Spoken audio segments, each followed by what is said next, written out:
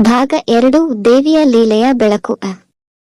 ಸ್ಥಳ ಹಾಸನ ಜಿಲ್ಲೆಯ ಅರಣ್ಯ ಪ್ರದೇಶ, ಪುರಾತನ ದೇವಿ ಮಂದಿರ. ಕಾಲ ಇಂದಿನ ಕಾಲ. ಅಧ್ಯಾಯ 2.1 ದೇವಿಯ ಆಜ್ಞೆಯಿಂದ ಹುಟ್ಟಿದ ಮಗು. ಗಾಡು ಹಳ್ಳಿಯ ಏರಿ ಬಳಿ ಇದ್ದ ಏಕಾಂಗಿಯಾಗಿ ತಪಸ್ಸು ಮಾಡುತ್ತಿದ್ದ ಹಸುವಳ ಗೋಪಿಕಾ ಭಕ್ತಿಯಲ್ಲಿ ಲೀನ. ಅವಳಿಗೆ ಮನುಷ್ಯನ ಮಗುವಿನ ಆಸೆಯಿದ್ದರೂ ಗಂಡನಿಲ್ಲ, ಸಂಸಾರವಿಲ್ಲ.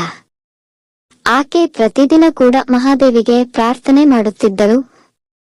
ದೇವಿ ದುರ್ಗೆ, ನನಗೆ ಕನ್ಯೆಯೊಬ್ಬಳನ್ನು ಕೊಡು, ನಿನ್ನಂತೆ ಶಕ್ತಿಯುಳ್ಳವಳನ್ನು.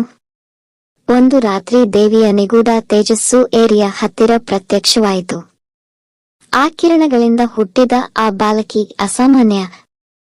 ಹೆಸರು ಇಟ್ಟರು ಭಾರ್ಗವಿ. ಆಕೆ ಓದಿ ಹೇಳುತ್ತಿದ್ದನು, ಅವಳು ದೇವಿಯ ಅಂಶ. ಅವಳಿಗೆ ಮಕ್ಕಳ ಆಟಗಳು ಬೇಡ. ಅವಳು ಮಂತ್ರ ಹೇಳುತ್ತಿದ್ದಾಳೆ, ದೇವಾಲಯಕ್ಕೆ ಹೋದರೆ ಬೆಳಕು ಹೊಳೆಯುತ್ತದೆ.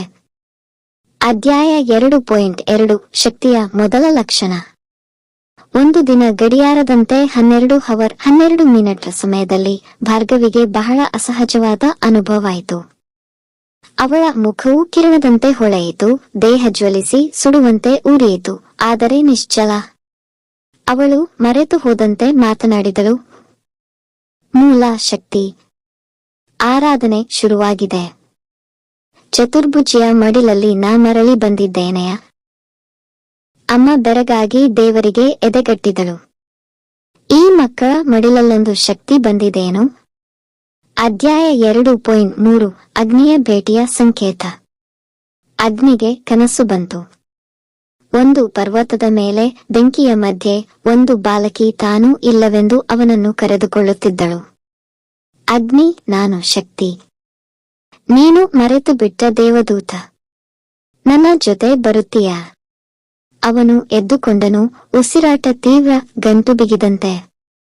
ಅವನು ತನ್ನ ತಾಯಿಗೆ ಕೇಳಿದನು, ಅಮ್ಮ, ನಾನೇಕೆ ಎಲ್ಲಾ ದೇವತೆಯ ಕತೆಗಳು ನನಗೆ ನಿಜವೆಂದು ಅನ್ನಿಸುತ್ತೆ?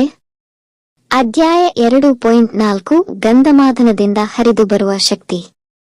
ಅಗ್ನಿ ಮತ್ತು ಭಾರ್ಗವಿ ಇಬ್ಬರು ಬೇರೆ ಬೇರೆಯ ಹಳ್ಳಿಗಳಲ್ಲಿ ಬೆಳೆದರೂ ತಮ್ಮದೇ ಆದ ಶಕ್ತಿಗಳನ್ನು ವಹಿಸಿಕೊಂಡಿದ್ದರು. ಆ ಶಕ್ತಿಯ ಮೂಲ ಒಂದು ಗಂಧಮಾದನ ಪರ್ವತದ ತಪೋಭೂಮಿ ಈಗ ದತ್ತಾಂಶ ಮಾಧ್ಯಮದ ಮೂಲಕ ಹಾಳಾಗುತ್ತಿದೆ. ಆವರಣದ ಅಡಿಯಲ್ಲಿ ಹಳೆಯ ದೇವಾಲಯವಿತ್ತು. ಕೀಲುಗಳನ್ನು ಕಳೆದು ಆಸುರ ಮೂಲದ ಕಂಪನ ಬಿತ್ತು.